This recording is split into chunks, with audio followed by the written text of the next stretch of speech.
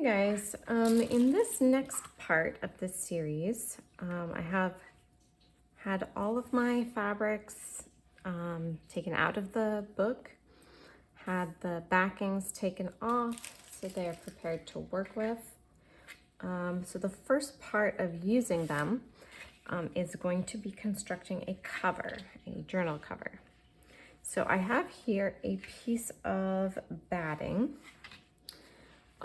And I will confess I have never used this method before, so it'll be a bit of an experiment. So this is quilting batting called Wrap and Zap, 100% natural cotton batting. I'm pretty sure that this wasn't necessarily its design. It wasn't made for this. But we're gonna try to make it work anyway. I didn't go out and get batting. I just found some in my stash of things that I've acquired over the years. So this piece measures about 9 inches by you know what, I'm gonna trim this down to be 18 inches. It's kind of gotten a little wonky. It doesn't lay very flat. So let me just go ahead and trim this down so that it is exactly 18 inches.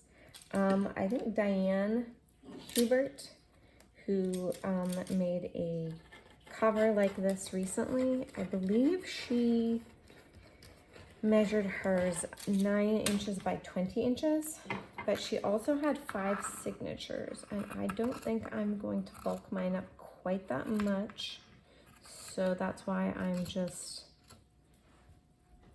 trimming this off. She also had a very lovely like edge to her flap. So what would happen is this is going to be like the, let's see, let's measure it. So let's say the cover is 6 inches. I'm going to move it another inch this way just to account for the signatures being sewn in. And then it would have a lovely little flap that would come over this way. But hers had these little mitered corners, or just a corner taken off. So I want to replicate that. And I just want something like that. So it will wrap around this way and it'll have this nice edge like that. So my first step, and what I want to concentrate on in this video, is going to be arranging my materials on here and seeing how they look. My fabrics, I did kind of separate them into like lighter weight fabrics versus these heavier fabrics here. So I figured for this journal we would start out with a layer of the heavier fabrics, and they are just about the right height for this. So what will happen is after I zigzag all of my cover all around, I'll go back and I'll trim, I guess, whatever's sticking up and over. Well, that might not be a great idea, actually. I'm thinking, do I want to just take the smallest amount off so that I don't have to trim? And I don't know yet.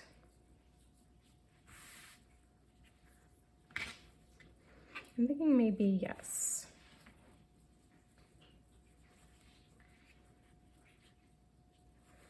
So that means I'm going to have to line this up nicely, just so I can see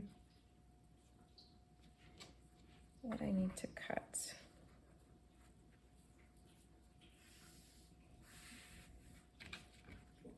Or maybe do it upside down so that I can see.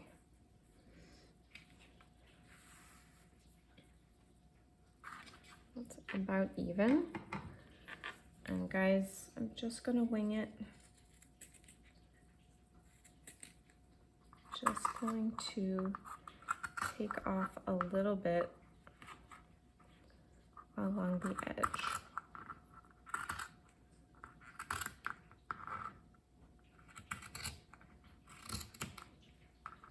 I'm hoping that this comes out okay. But I'm not really a measuring kind of girl, so. All right. We're gonna start with this here, and let me just see what I like. I do have some smaller pieces.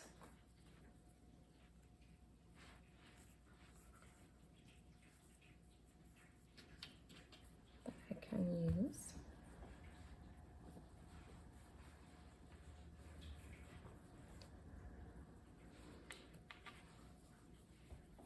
I'm wondering, let's see.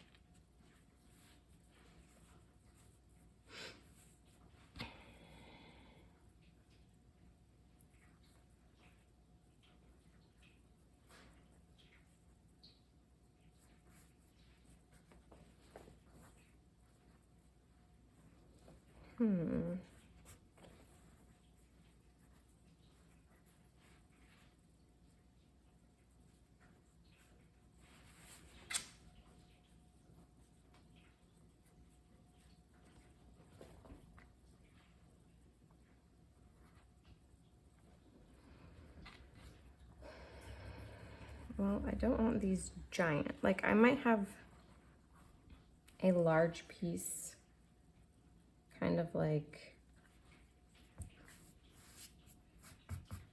on one side, but I don't necessarily want so much of these for the rest, if that makes any sense. I'm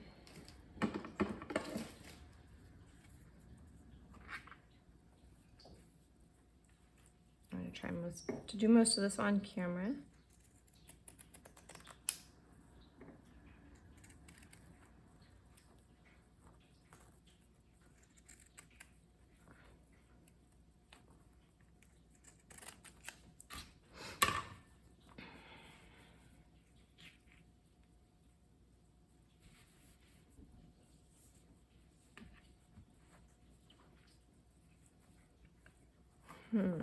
Do I want this to be the spine? I think I might have to do a quick piece of math here. That is not what I want to do, but I might have to. Okay, so let's say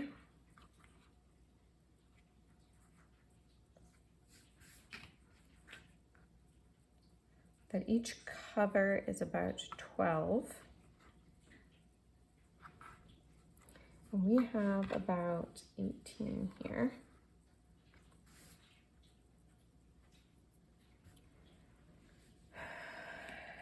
Actually, how about we say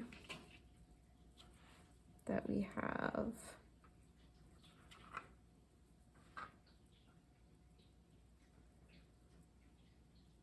about 1.5 inches. I really want it to be 2 inches.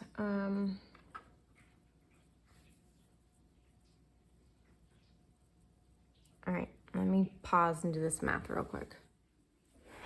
All right, I'm back. I have my friction heat removable pen and a clear ruler, and this is what I was able to mark out. So this is 18 inches in length from here to here.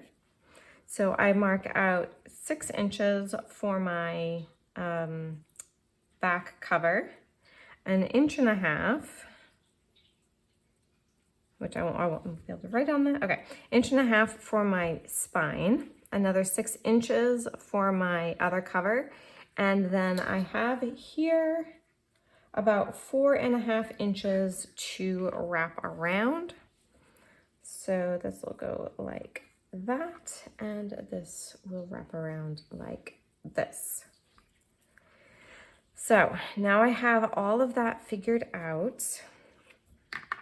I know where my spine is going to be, which helps me out a lot in placing my pieces of fabric. I do want a nice thick piece to go right where the spine is going to be. That way it'll be nice and secure for that stitching. So I will have as much stability as I can for the spine. Now I can begin to decorate this, laying out my other pieces. And I'm hoping that this is about in the middle. That is pretty darn close there. Pretty darn close there. So, just remains to be seen how I want to piece this together.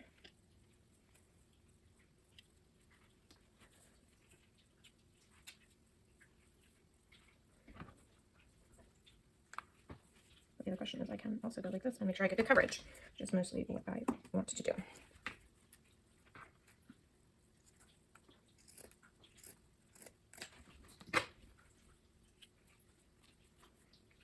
This is going to be interesting to sew, to say the least, guys. And I never know exactly what I want as far as over, under, over, under. I do think I want this pinked edge along here, just because I know I'm going to be stitching around the perimeter of this anyway. So, let's see.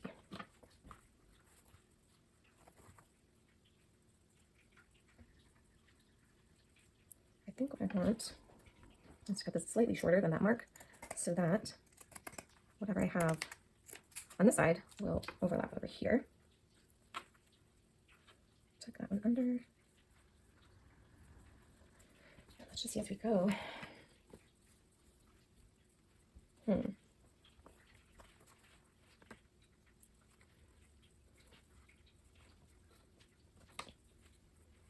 This is a great color.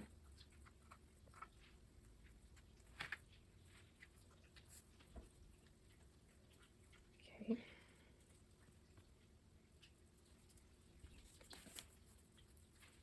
I'm going to put some orange in here, perhaps. Or something even more orange.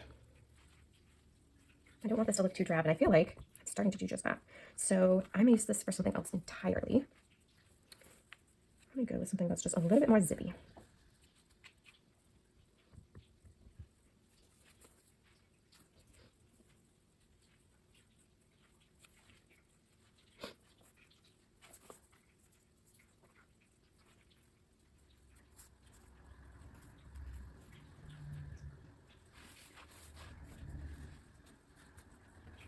It's so hard because there's so many different pieces to choose from. I feel like I don't want there to be such a mismatch between the fabrics I put in and the fabrics that are going to be on the cover.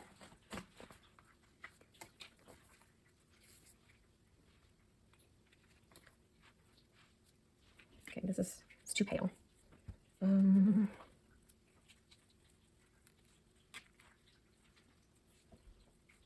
I know this doesn't shout springtime yet, but give us time. We'll figure this out. I like this here. I like this matching here. This isn't bad. This isn't bad.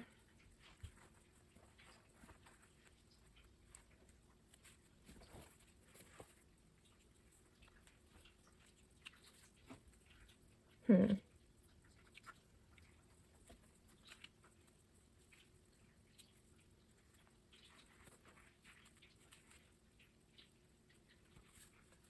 I can put a trim down here to hide this kind of bald spot. I don't even know if you guys can see that, but it's got some balding going on.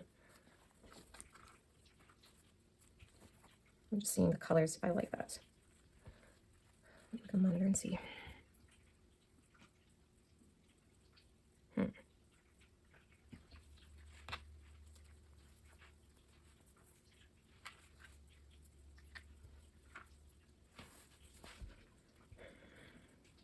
I feel like it's too blocky, like too blocked out.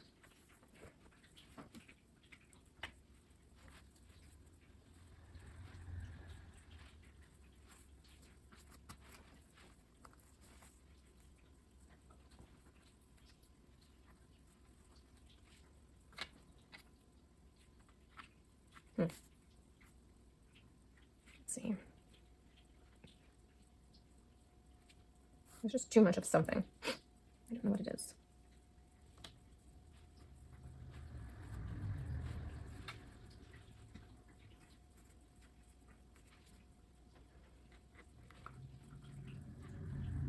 What do you think of that? Now we can always go in with some of these and use some like little appliques to add more color. I'm just really wary of like ripping stuff up yet until we see how it goes.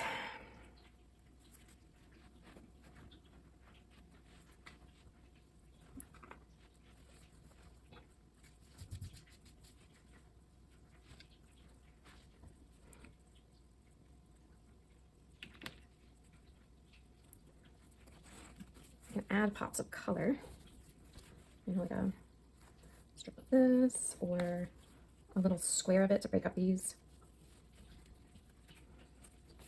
Or some yellow, although I don't think I put it there. Maybe I would put a square of yellow back here. And I'm not limited to what I have here either. I definitely have no problem dipping into other things in my craft room, some laces and trims and things to really make this pop. But what do we think of that as a base? Just to stitch it down.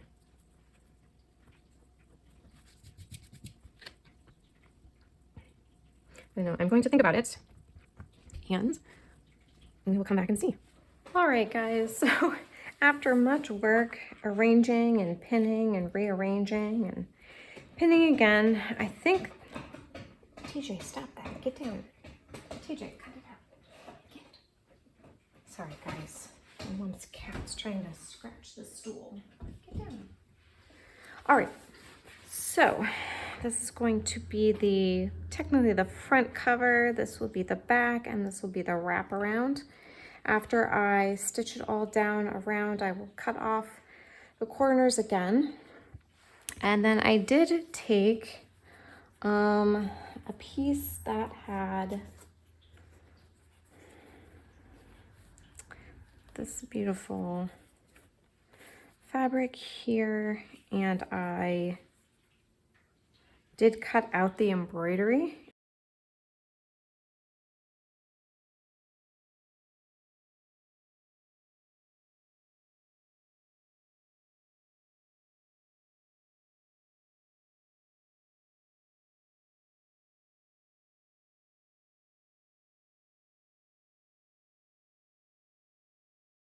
And once it's all stitched down, I will take this piece and stitch it right there. And then I'll take this piece and stitch it right here. And I believe I have this piece here with a beautiful bird on it. I'll cut around that nicely, and then that will get stitched on somewhere over here on the flap. But first, let's stitch down the basics of what we have, and I'll be back once that's all done. All right, so I have all my pieces stitched in so far. I'm just going to go ahead and pin these little... No, TJ. Sorry, guys. I'm just gonna pin these appliques on right